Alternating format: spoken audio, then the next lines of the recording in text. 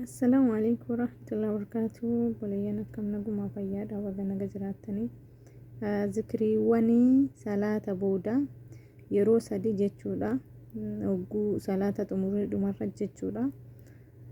Zikrii salaata yeroo sadi astaghfirullah astaghfirullah astaghfirullah jenna jechuudha. Innis araarama rabbii irraa barbaadu jechuudha.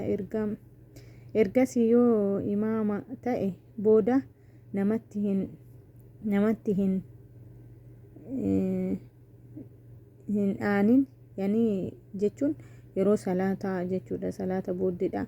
Allahumma anta salaamu wa minka salaam tabaarakta yaa zal jalaali wal ikraam jenna jechuudha. Hogguu salaamata baafannee kaani jechuudha. Hiikaan isaas yaa rabbi ati nageenya sirraayii yaa rabbi guddinni kabajaa ati ultaate jechuudha. Sana booda ni jedhan laa ilaaha illallah wahdahu laa shariika lah lahul mulku wa lahul hamdu wa huwa ala kulli shay'in qadiir jedhan jechuudha. Laa hawla wa laa quwwata illaa billah laa ilaaha illallah لا إله إلا الله ولنعبد إلا إياه له نعمته وله الفضل وله السناله حسنة لا إله إلا الله مكاهسين له الدين ولا هو خري الكافرون. Hiikaan isaa immoo dhugaa gabbaramaa rabbii malee hin jiru. Inni tokkicha shariika isaaf hin jirre. Mootummaan kan isaati, faaruunis kan isaati. Inni waan hunda irrattuu danda'aadha jechuu hiikaa isaa. Yaa rabbi waan ati kenniteef kan dhoorgatu hin jiru. Waan ati dhoorgattes immoo kan kennu hin jiru namaaf jechuudha. Isumatu rahmata namaa godha rabbiin jechuudha.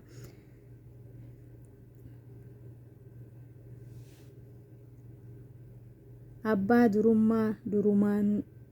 durummaan isaa adabbii kee irraa homaa isa hin fayyadu.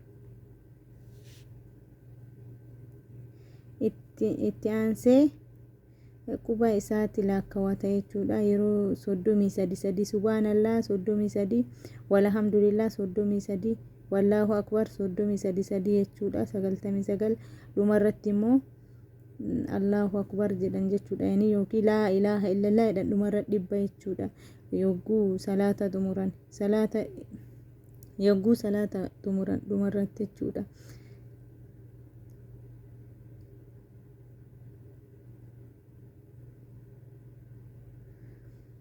Dhibba guutuuf immoo jechuudha dhumarratti laa ilaaha illallah wahdahu laa shariika lah lahul mulku wa lahul hamdu wa huwa ala kulli shay'in qadiir. Hiikaan isaas dhugaan gabbaramaa rabbii malee hin jiru. Inni tokkicha hiriyaa isaaf hin jirre. Mootummaa kan isaati, faaruun kan isaati. Inni waan hunda irratti danda'aadha jechuudha.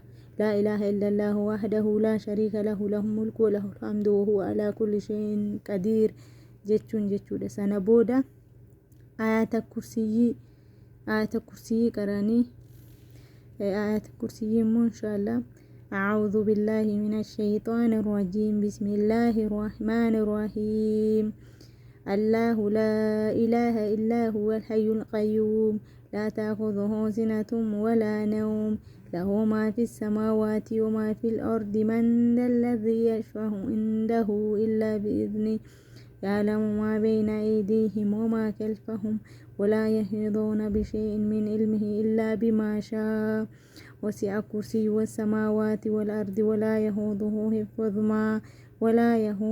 حفظهما وهو العلي العظيم. jechuudha. Yeroo rafnus jechuudha. Yeroo rafnu ayatul kursiyyi yeroo sadi illee qaraane bareedaadha. Qul huwallahu ahad yeroo sadi. Qul a'uudhu birabbil falaq yeroo sadi. qul a'uudhu birabbi naas yeroo sadi qaraanee itti tufannee qaama keenya hunda qaqqabnee rafnaa jechuudha. Akkasii obboleeyyan kiyyaa jazaakallahu khayran. Waan rabbii kana diinii rabbii kana sirriitti haa barannu. Wanti addunyaa fi akhiratti illee nama qajeelchu isa malee hin jiru isiniin jedha obboleeyyan tiyya. Rabbiin waan nu yaadne kulli nu haa guutu, umrii nu haa dheeressu, imaana ofii nu haa kennu, quraana ofii rabbiin nama mirgaan qabatu nu haa godhu jechuudha. Akkasii rabbiin yaada muraada keenya nu haa guutu biiznillaahi. Assalaamu alaikum warahmatullaahi wabarakaatuh.